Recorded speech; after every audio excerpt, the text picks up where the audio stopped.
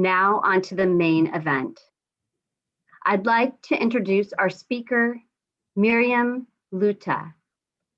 Mirjam is a certified person in yoga, mindful self-compassion, mindfulness-based stress reduction, and awake in the wild.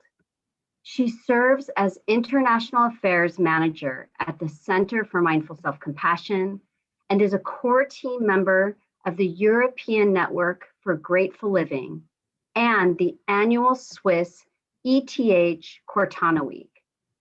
Mirjam is also a teacher at IIL in Italy, a real-world laboratory for research, education, entrepreneurship, and new living on sustainability transitions and regenerative design. Please welcome Mirjam. Thank you very much, Jessica. Warm welcome to you all, and thank you to the Susan Samueli Integrative Health Institute for making time and space for mindfulness in nature practice. And I'd also would like to thank all those who are working on this path already, because it's many of us who made time tonight who have a keen interest in nature and mindfulness practice in nature, I assume. So thank you for being here.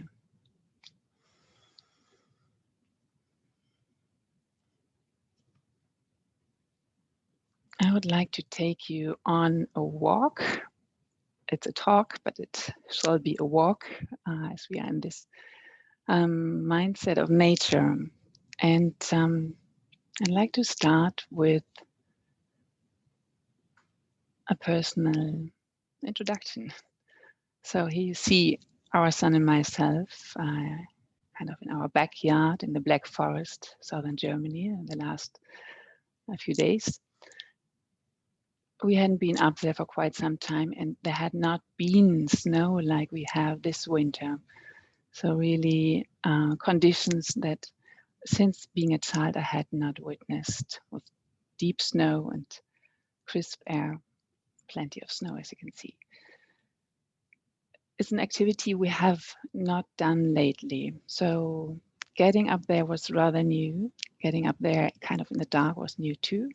And it was my brother who took us up. He wanted me to rejuvenate after spending a lot of thought on how to bring content and form together for a theme like mindfulness in nature.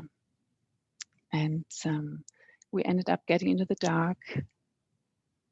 And I had kind of a childhood memory being out there. We often been out in the woods in the dark and feeling so embedded, safe, connected, fully trusting my senses, not really seeing but feeling into the snow and us being on the ski and in deep silence in the woods. So we came home very happy. And this recent experience showed me again this theme, mindfulness in nature, being in nature with an aware attitude, kind of a humble attitude, a recipient in nature with a listening quality. This is very personal to me, and it's relevant. So it's very timely in these times to remember this quality that we have to be active participants and active listeners in nature. And this has to do with emotions. It's about bonding, it's about caring for, it's about suffering with if something feels not right or is deteriorated. It has a cognitive part for sure, which is inspiring, but the emotional part is something I really would like to invite you in for this walk that we are on now.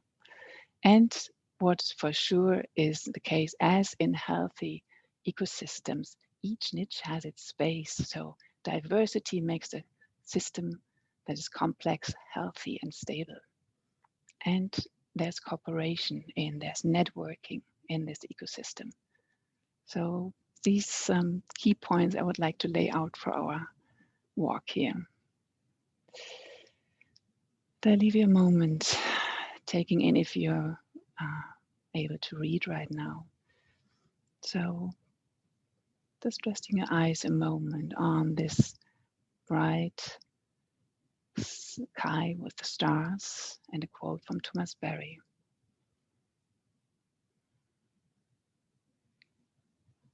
And it calls the birth of the universe forth and the time to reach us human beings with a message that I would like to put at the forefront here for the beginning of this new year, 21. We can have confidence in the future. We can have trust in life. And if you imagine, as we're on a walk, we need to orient. We always need to orient. Here we'll orient in time first, and then we'll orient in place. The time orientation, if you imagine 15 billion years of existence of the universe, and 4.5 billion years only of Earth, planet Earth existence history. If you would condense this time into 24 hours only, imagine that life would start pretty late, 5 p.m. in the afternoon, first organic life would start. And only 11 p.m. the mammals would arrive. And then imagine the last 2 seconds of 24 hours of Earth history, the last 2 seconds, that's us, the human beings, Homo sapiens. So our time span here is relatively short. It's embedded in a wise, intelligent, and long-standing history in that life has evolved in miraculous ways. So I would like to put this at the forefront because we are doers and we are so used to do and to control, and to step a little bit back. Coordinates for our walk. Caring about nature. Do we care? Where does it come from that we care? And then, as we're in the context of the Susan Samueli Integrative Health Institute, looking a bit through the lens of nature connection and health, I'll explain on the road what mindfulness practice in nature can look like. And I hope you'll feel this all through. This walk together is meant to be nourishing for you, I hope, relaxing it through evening. I know you may have been multitasking until now, or may still be very caught up in your mind, which is natural at the end of the day. But it shall also be engaging and nourishing. So in this sense of engagement, we would like to ask you, what is your interest in mindfulness in nature about? Why are you here? And if you feel that you can participate, please check one of the boxes that you see on the screen. Interested in the need of feeling a perceived lack of being in nature and feeling the need of being in nature with awareness. Interested in what is it, mindfulness practice in nature? Interested in how to do it. I already practice mindfulness and I'm curious about the linkage to nature. What is it about? Or I'm experienced and grateful for my experience in nature awareness practice and I wish to deepen it. So wait a moment until you send in your replies, knowing that we'll call again later on, maybe also use the chat function because we're interested in why are you here? This practice is a lot about engaging, caring for, a very active part. While you wait, you may enjoy looking at the path in front of you. It's a path with options, options when we go on our walk to practice or to simply listen. Always options.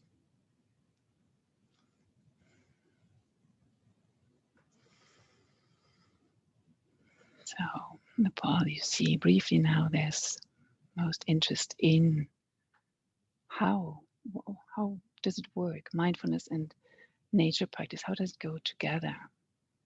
But you see that many of you have already experienced nature awareness practice. And I'd share what it is, and we are fully in it already, and I hope you will feel it also, other than just listening.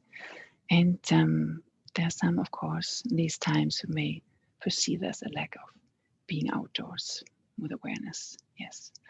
Thank you very much for helping us on this path.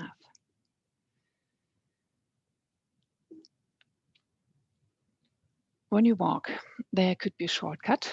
A shortcut I'd like to invite in here is 3 slides, 3 steps. Pause, slow down, stop. And that's something I'd like to invite you to right now. Maybe not so easy if we've been running and doing a lot of things until here, but it's an invitation as always. So just see for this moment, let's say for a few seconds, just feeling how you're seated, how the soles of your feet may touch the ground right now, how your spine may be upright or standing or sitting, just feeling your body in this space. No need to do anything, just inviting yourself to become present just right now, whatever the condition you're in. Also feeling the breath pouring in and out. Maybe you haven't felt into your breath all day. Feeling the subtle rhythm of in and out, like the ocean coming naturally. In nourishing oxygen into your cells and releasing and knowing that plankton, algae and plants know how to metabolize what we breathe out and preparing what we can breathe in again. That sensation of the miracle of in-breath and out-breath. This could prepare the terrain for the second step of our shortcut. Look and listen. And the visual, maybe make use of it right now. Letting soft gaze wander off the device, just looking into the room. If you're in a room, there's the window, there's still some light left of your day. Just looking out of the window. Maybe there's a plant in your room you may wish to rest your eyes on, or something that feels comforting and inspiring beauty. Wide gaze. And also listening. Listening has a deep quality in this practice. And it's listening with our whole body.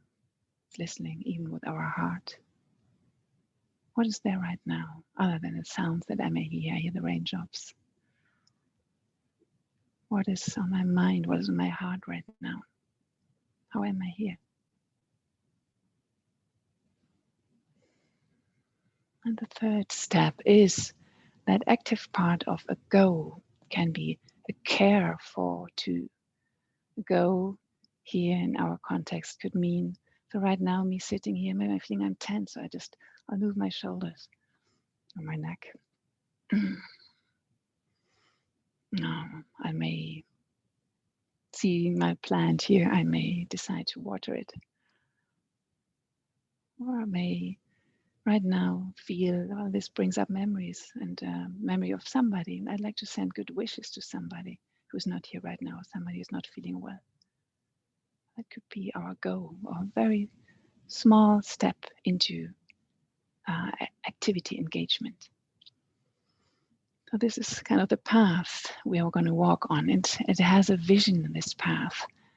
I would call it planting seeds for inner and outer transformation through awareness practice in relation to nature. And saying nature is outside, yes, but nature is inside too. Earth element is in your spine as you're sitting upright here now, and water element is all over in your body, obviously, as we are fluid, quite liquid inside. We are caught in an inescapable network of mutuality, tied in a single garment of destiny. Whatever affects one directly affects all indirectly. Martin Luther King. And also, Django, that every single individual matters. Every single individual makes some kind of impact on the planet every day. And we have a choice as to what kind of difference we are going to make. This is kind of the guidepost for our time here. And I'd like to invite you to have a soft gaze on the images you see right now. So these are ways, options for doorways into nature. So maybe enjoying some pictures that you find are familiar to you, or activities that are familiar to you. So many doorways to nature. Can be intellectual, so we are curious human beings who want to know why things are like that. We have a lot of questions as children, especially about what we see in nature. Nature is full of mystery, and we can approach it from an intellectual point of view. We can also approach it from a spiritual point of view, and that's what native people have easier access to maybe than us, who rush a lot, have been rushing probably today a lot too. So the part of ceremonies, of ritual in our lives, of celebration, of stories, stewardship as an obvious attitude. That's something sometimes we need to remember. And also experiential. That's probably what we all know most. Many of you love the water, I guess, being close to the ocean or the deserts or the hiking in the mountains. So many doorways, educational and for personal growth. We go out for well-being, simply well-being, because it feels good to be out. It feels relaxing. We feel less stressed, more creative. And we go for fun, for recreation. Just sharing those options that are dear to me. And we'd like to invite you with a question again for another polling. What is your main door? What environment calls you strongest to rejuvenate mind, spirit, and body in nature? Is it water, lake, beach, pool? Is it forest? Is it desert? Is it mountain? Where do you have your strongest connection?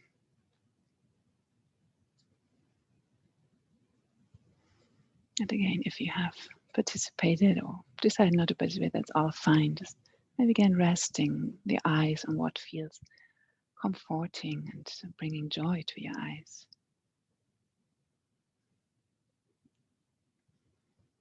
We align with nature through personal experience.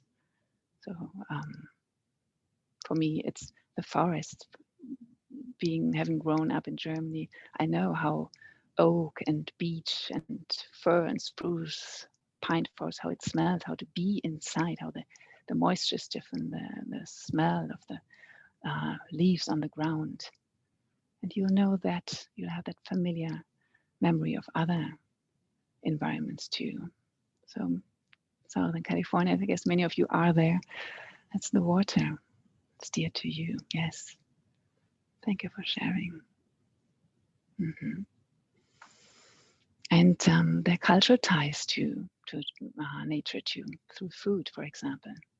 And also intellectual equiliteracy becoming more and more important to teach to our children in these days. And of course, emotional. We are responding emotionally very strongly to nature. We are made to do this, obviously, because we are nature. And arts and the music also help us, and science to emotionally bond to nature. And another little exercise here. I'd like to recall a moment of connection in nature, a place where you felt safe. Maybe there was as a child that pops up right away. A place where you felt at ease, where you felt the belonging and the inspiration that you may have had in some moment in nature, child or adult. Maybe right now with this memory feeling in your body what you felt then. And if it's enjoyable, lingering a moment with that memory, feeling safe and feeling belonging. And if you want to, or if it feels right, because that's the doing mode again, you're invited to write into the chat what that place is. Maybe it's on a mountaintop or under a tree that you loved. Maybe also how you felt, whether there was ease, peace. So just as an option if you want to. If you want to use the chat, I invite you to do it here. And you may also stay with that felt sensation in the body for another moment if that feels more right in this moment.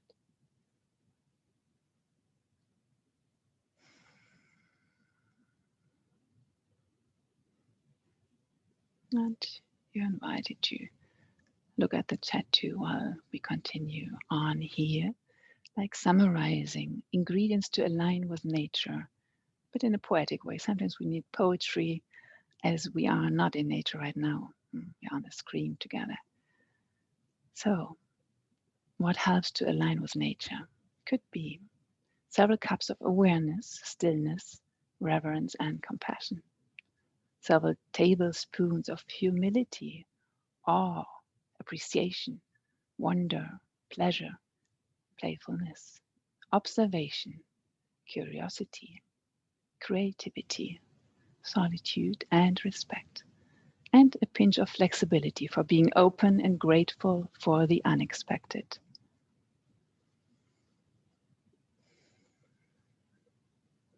Maybe feeling in your body whether this resonates in this moment. And we all know those qualities. And you know yourself by your experience whether these are awakened when you're outdoors, and whether how it feels like to have that memory, or to feel drawn to be outdoors and align with nature. Maybe also feeling how being outdoors, aligning, helps us to align with ourselves inside and bring about more peace. So, and lately, and probably luckily, we are living in a time with a lot of evidence being provided about human-nature connection. And here I'll focus briefly on health benefits, general health benefits. So there's a growing body of research that is investigating how do we respond, how can this be measured, what are relevant decision-making tools, and then also decision that needs to be done for society based on this felt experience. We all know, I think, how it feels to be in nature, but it can be supportive to have it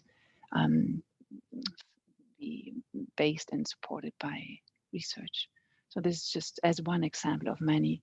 There was a study published in Nature called spending the finding is spending at least 120 minutes a week in nature by recreation. Need not to be something very special or intense sports or something.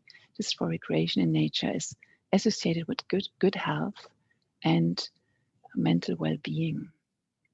So you just see that 120 minutes, 2 hours a week. It's not too much, but it proved to be, for those who reported their experience for physical, general health, but also mental well-being, release of stress, that those 2 hours a week are an experience that seems to not grow, but I think there you can point to your own experience whether this gets better and better being outdoors.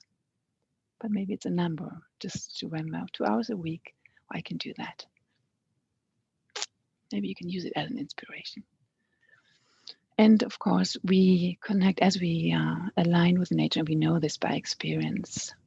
What is the phenomena of feeling healthy and less stressed in nature related to? And this also obviously is being studied while we know it by experience.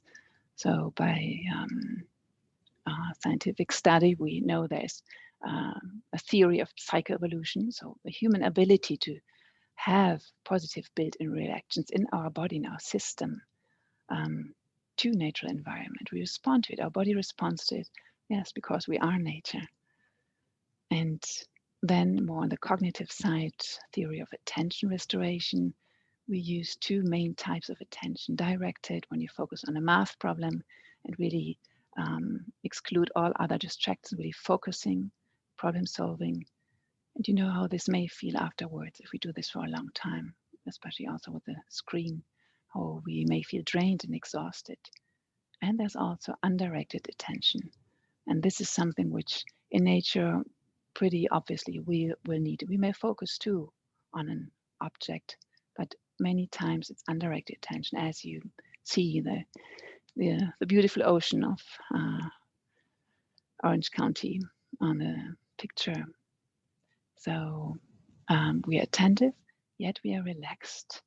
And this helps, seeing this in with this soft gaze helps restore our prefrontal cortex in the brain, which means imagination can spark, insight can come. We can be more creative when we are not stressed.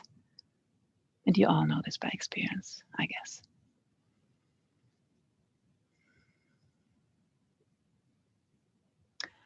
And pretty obvious too, I think nature connection and general health is only by this study, same study I cited before, living in greener urban areas, those of us who can do that. It's not accessible to everybody. And I really want to point to that. Accessibility is not the same for all of us, even if you wish to. This is really living in greener urban areas, not needn't be to be sports like my running brother here, but just interacting with nature is associated with lower probabilities of, then you see the list, diabetes, asthma, hospitalization, lower risk of high blood pressure, and so on. Cardiovascular disease, less probability to have that. So this is pretty obvious, I think, and we know this. It has a mental component. This is getting more complex here, but it's very important. Nature experience speeds up health recovery. It's interesting. Studies are made on this too, whether we recover more easily if we see out of a window when we are sick, or even if it's even an image in our room or a screen with a nature element that is relaxing and gives that quality to us. It has an impact on how we recover from health issues. Very interesting. It improves critical thinking skills, and you'll know that. It increases our happiness and creativity, joy. It reduces stress levels, and beautifully said, also pointing to the next generation, our children. It enhances social interactions among children, among adults too. Social interaction inspired by nature, networking, empathy, compassion, caring for. They are being awakened, these qualities. They are in us, but we are more likely to remember those if nature teaches us, and if we are in that listening mode, not the doing mode, but the receptive mode that is ready for reciprocal relationship between human and nature. And there are also challenges, and we need to mention them too, because they can help us to become active participants. So you are aware, being based in many of you in California, looking back to last year and many years before, climate immersion is all over since a long time. It just got very poignant the last years. And there'll be very few exceptions who have not noticed that or not even experienced it. Especially the fires in California and other places too, and much more that is going on. But it became very poignant. And this, of course, is related to, as you see on this graphic, obviously to respiratory issues, also to our mental state. And I guess you all can feel this even now in your bodies. And it's important to feel it and to be aware of it. And plus, as we are all in this time, now it's 21, we're looking back to a year that was different, really different. And we're in a new year Of course, the pandemics has impact on how we all feel right now, even this moment. And there's no exception, I think, among all of us. We're impacted. And there's more going on in the United States and other places too, where we are really forced to look at what is going on and how, again, that's question with all the much that is going on, how can we hold this? How can we stay grounded and trusting, as we started off with, that there is a lot of goodness around, and there are possibilities to engage and to do our little part in this huge time span of life on earth and our time here. What is important? What are we meant to do? And which questions are we meant to ask? So embedded in this context, for example, here at this point, I could even invite you to to dive into a short practice of self-compassion, just acknowledging, well, this feels difficult, knowing that we are where we are right now as a human species. There's a lot of pain related to that too, to acknowledge that, to not go numb, because it is happening. And we know it's many of us, all of us who are here, and all other human beings are impacted by what we have caused on the planet too, and what is going on. So being aware that it's not just us, me, suffering in moments, it's a kind of human condition, and we are connected in this, in the questions that we have. And feeling that, maybe also tending to ourselves, to our experience. That could be briefly, however you do that, a supportive gesture on the center of your heart, or hand in hand, or giving yourself a little hug, just to know this is how it is. And I can care for myself, for my stability and groundedness in this, to stay active and engaged. And this helps to be compassionate for others too, which is an important quality in these times too. In this context, I'd like to switch over to mindfulness practice in nature. We've been in nature all the time, but to make it a bit more concrete for you for the last minutes. So this has a long tradition, pointing to the Thai forest tradition. Before mindfulness practice, meditation being brought to meditation halls, yes, this obviously has happened outside, in the mirror of nature, in the immediacy of nature, in the changing nature of nature, impermanence, cycles, just life doing its thing and not us controlling it. So being out, we need to tend to what is going on outside and respond to it and observe our responses to it. So that, again, that listening quality becomes very important. So wisdom and nature are synonymous words in some languages. And wisdom and compassion can grow when we look into the mirror of nature. How? Can be very simple. Just getting acquainted with one tree, as you see here, with its shape, its perfume. Imagining if you would touch its bark, how it would feel like. There's a very old olive tree in Orange County. And the sensation of how shade feels like, or how you feel the shelter of its branches if you're underneath in a hot day. Maybe also asking, so this old tree, what is the history of its earth it's rooted in? Who has lived on this ground before? Who's living in it right now? The little insects going down to the roots, all the mystery of roots and signals of roots to other roots of other trees, communicating things we don't see. Sometimes we may feel it. By science, we know this is going on. There is interaction that we don't see with our eyes, that we don't hear with our ears, our human ears. And also tend to the cycles. Change is all around us, even if we sometimes don't want to see it, but we are embedded in change. So nature is a springboard for exploring our personal lives. This is why we here in our lives, where we are 90% not outdoors, where our children too, many moments, many hours of the day, we and they spend on device digitally instead of really being out and feeling and being in that reciprocal relationship with.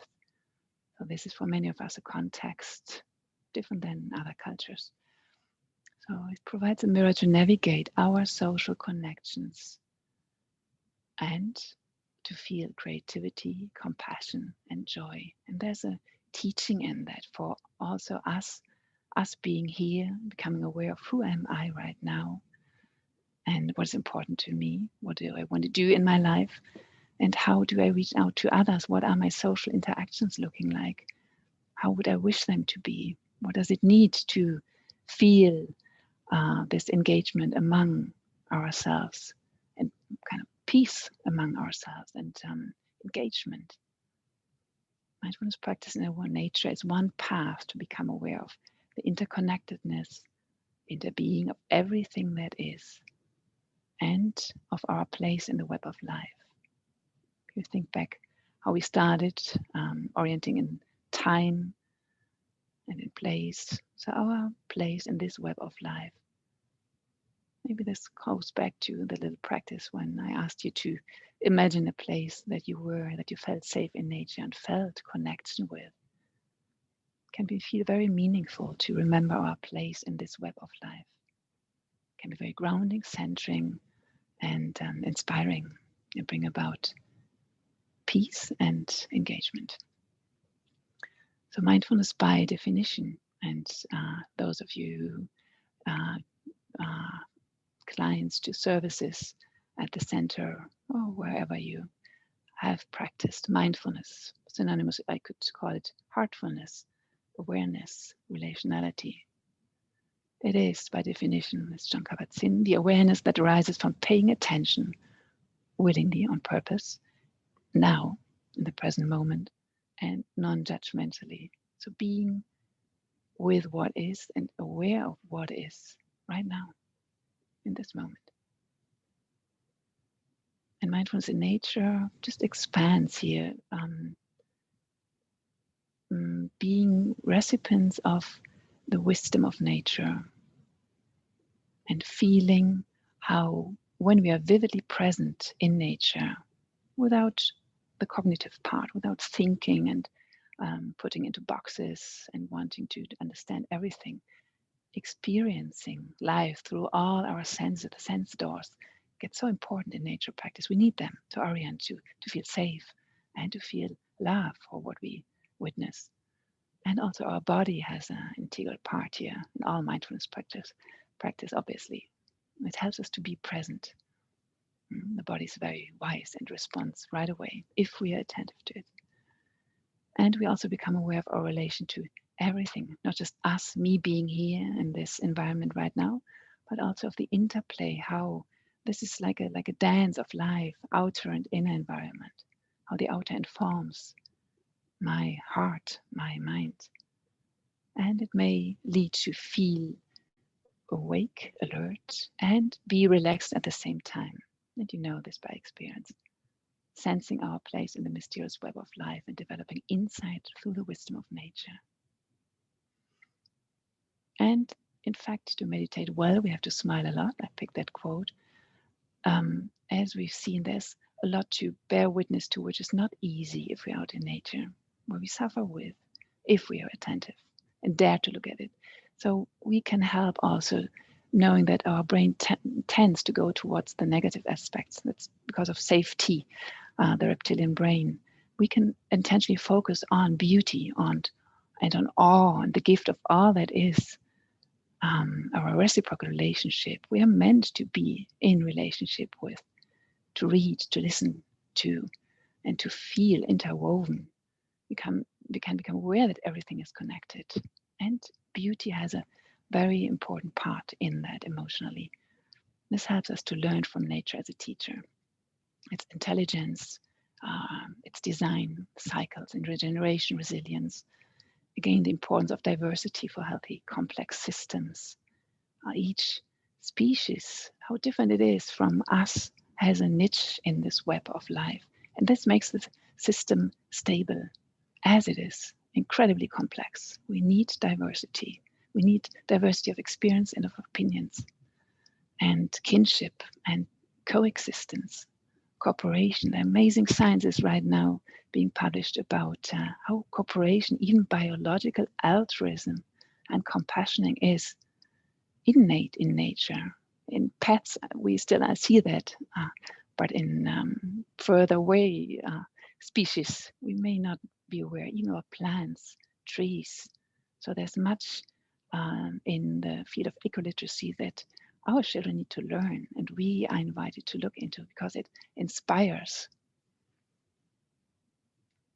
And self-compassion, we've mentioned that already. I think it's an integral part, a quality we can remember too, and build it as a resource which is in us, because we need to, in order to act, we need to feel grounded and solid. So building solid ground to be able to hold challenging emotions, which we will have if we open our eyes and our senses.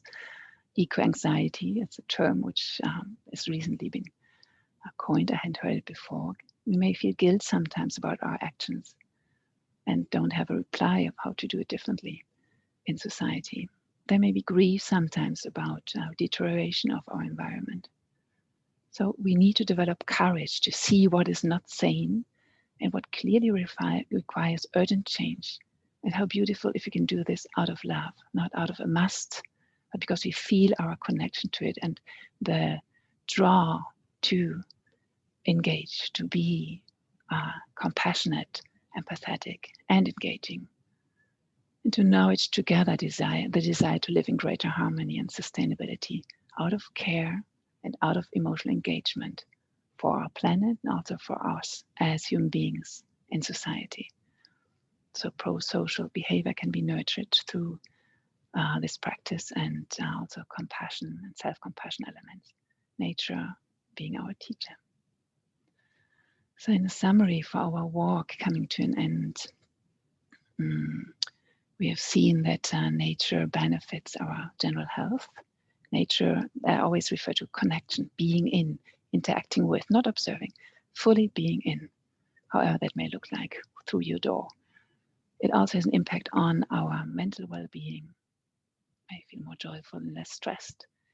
I also need to acknowledge that this quality of finding our doorways into nature is becoming less accessible in quantity and quality for many people on the globe. So holding that in our mind too, even if we may have that access and that experience, it should be for everybody. It's in these times not so easy for everybody.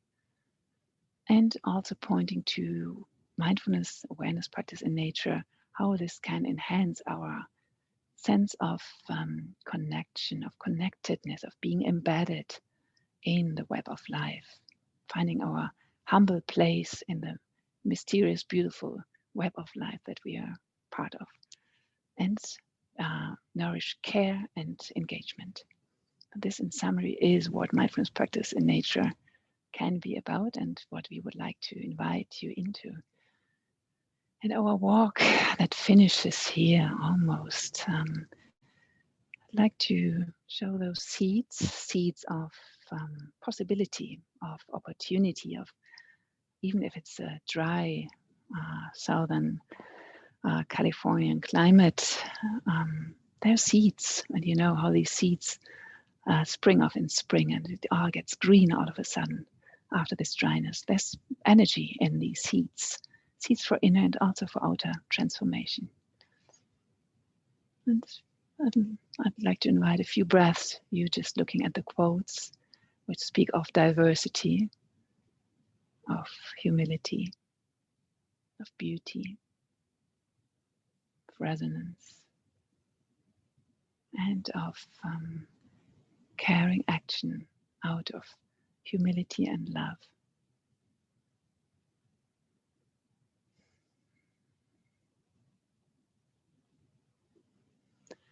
And this walk, even if we end our walk here, walk talk, this of course does not end. So we practice, and I'd like to invite you to continue with your practice. It can be small, it can be big options. An invitation to pause, listen, and go. So when you leave this virtual space, invitation to look for a place in your environment, your home, your garden, your neighborhood, that you choose to return to each day for the next week. What speaks to you? How do you emotionally respond through your body, through your thoughts?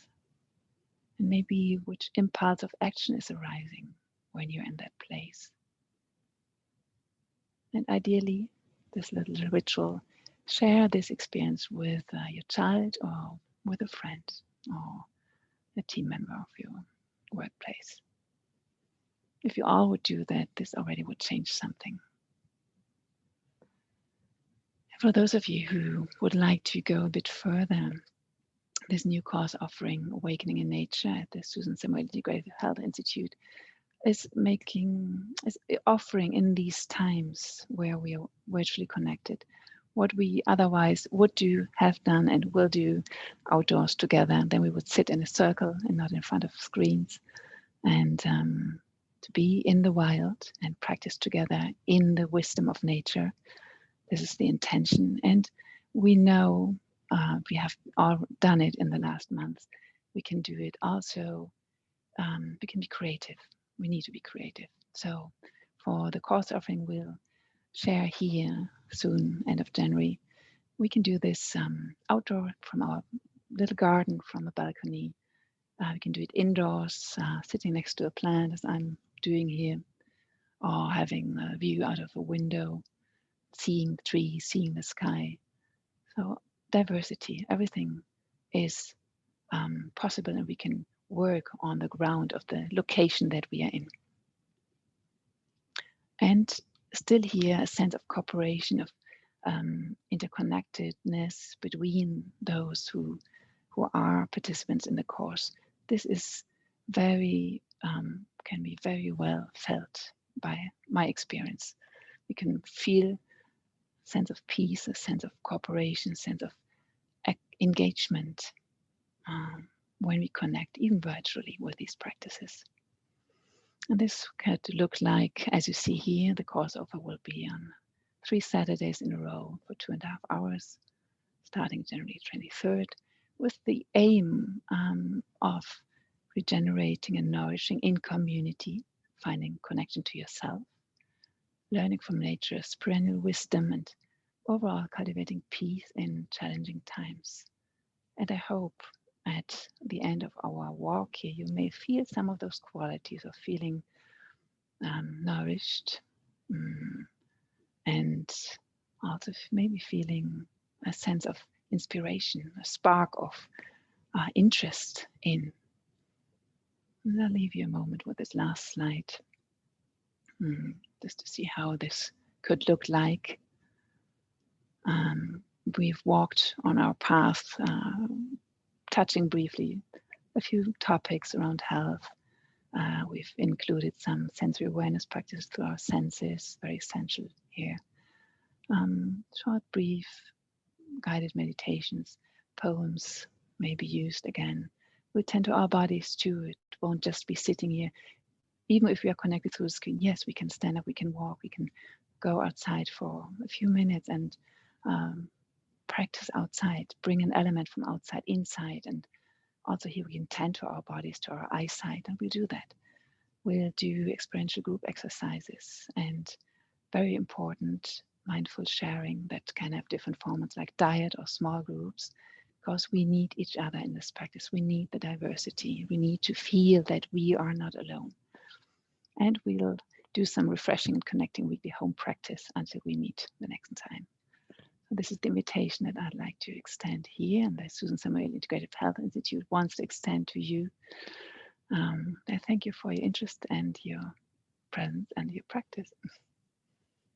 Thank you.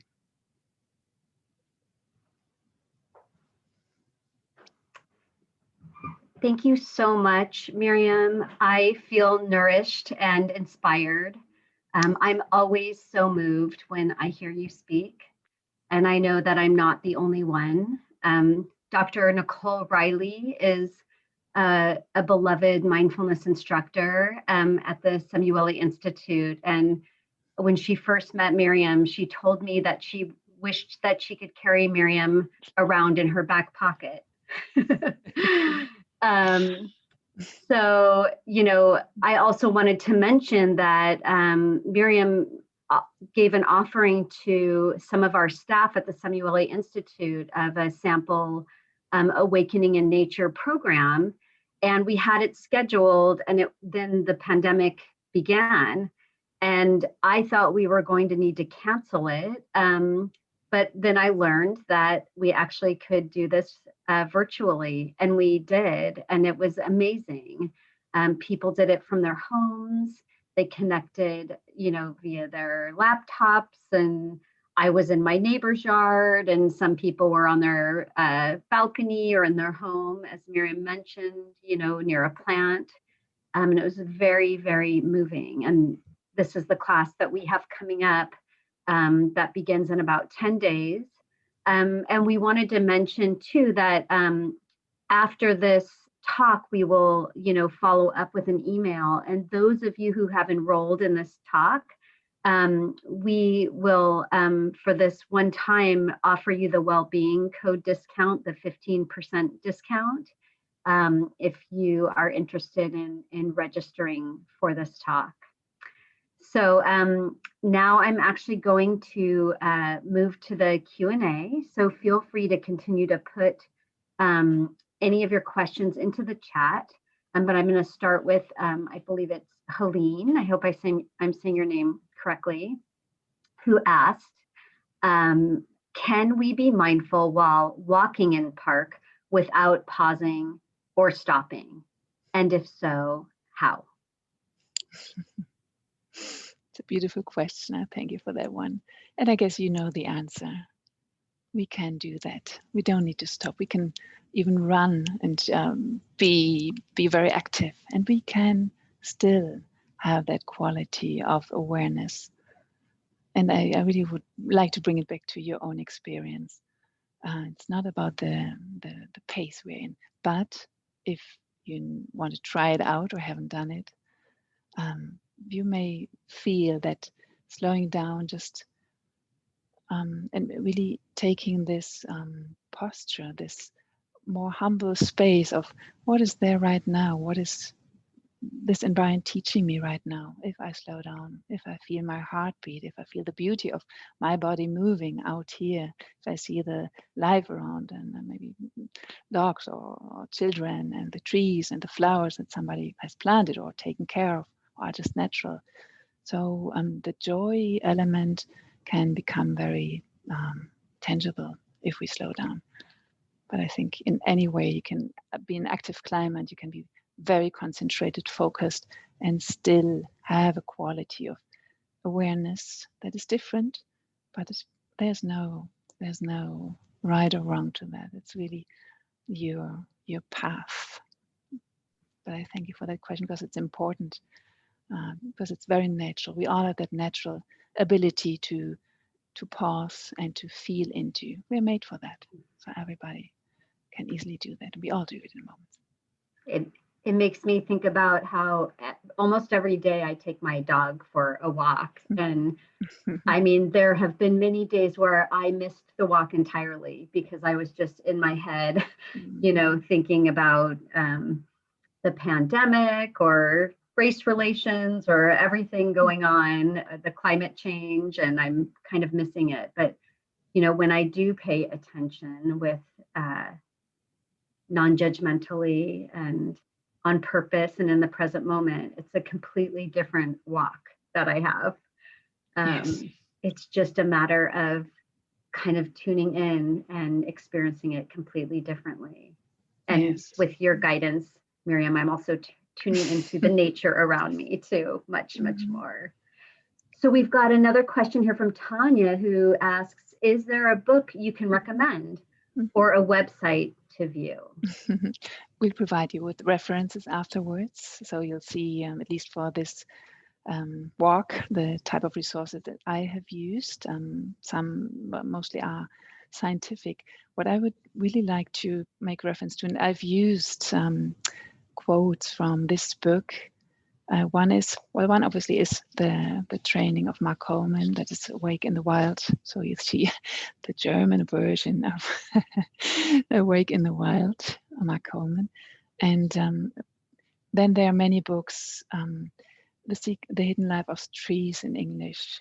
It's a German forester exploring as a forest guard the amazing mystery of what is going on in the roots in the earth, what we don't see.